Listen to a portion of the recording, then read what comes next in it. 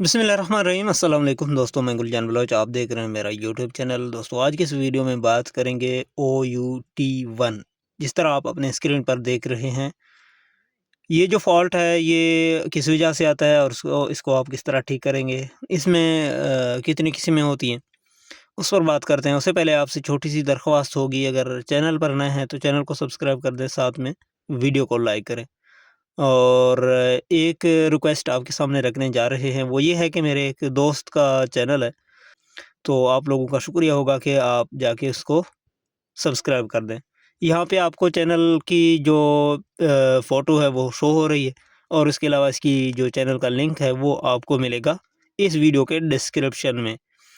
तो बढ़ते हैं वीडियो की तरफ। यहाँ पे आप देख सकते हैं कि अगर OUT1 यानी कि OUT1 या OUT2 या OUT3, ये 3 किस्म के फ़ॉल्ट्स होते हैं जो कि आउट 1, 2, 3 यानी कि आउटपुट में ये आपके केबल में हो सकते हैं, यानी कि आपकी आउटपुट में प्रॉब्लम है।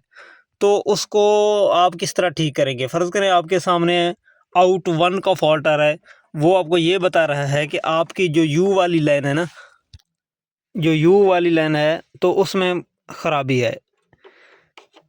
ये देखें, और इसमें ख़राबी हो सकती है या तो IGBT मॉड्यूल में अंदर ख़राबी है कि आउटपुट में फिर वो ख़राबी शो कर रहा है, जो कि हमने इसकी मैनुअल यूज़र बुक पे भी पढ़ा है कि IGBT में प्रॉब्लम हो तो भी इस तरह का फ़ॉल्ट आएगा, या फिर आउटपुट में आपकी सप्लाई में ख़राबी है, कोई ब्रेकर में, कोई मोटर में या केबल में। अगर आउट 2 आ रहा है OUT2, तो उसमें ये जो बीच वाला लाइन है V वाला, तो इसमें प्रॉब्लम हो सकती है। IGBT में भी हो सकती है, इन्वर्टर के अंदर, आउटपुट में केबल में हो सकता है, कोई ब्रेकर में हो सकता है।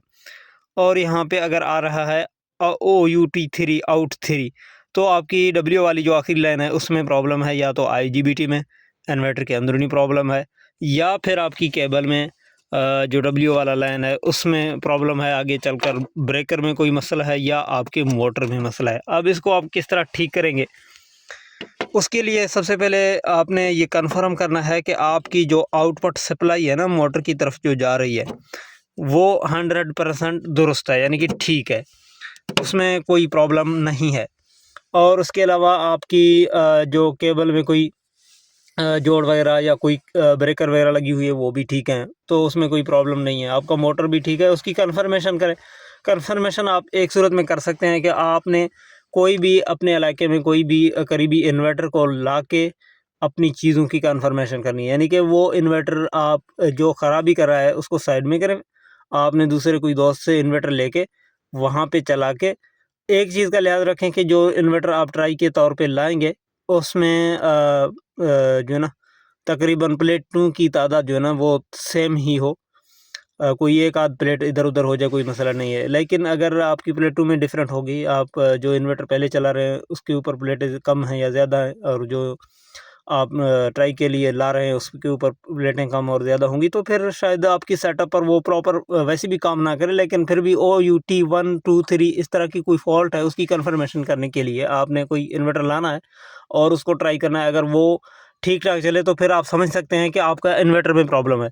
तो इन्वर्टर को फर्स्ट में आप इसको रीसेट कर सकते हैं, P017 में रीसेट, इस तरह P017 में एंटर 1 करके एंटर, तो रीसेट हो जाएगा। उसके बाद आपने चलाना है, अगर ठीक हो जाए तो रीसेट के बाद तो ठीक है, नहीं तो ये फिर आपका प्रॉब्लम करेगा, नहीं चलेगा। उसके बाद आप इसको P0, 11 और 12 ये 2 सेटिंग में आप इसकी एक्सेलरेशन और डी-एक्सेलरेशन टाइम बढ़ा सकते हैं।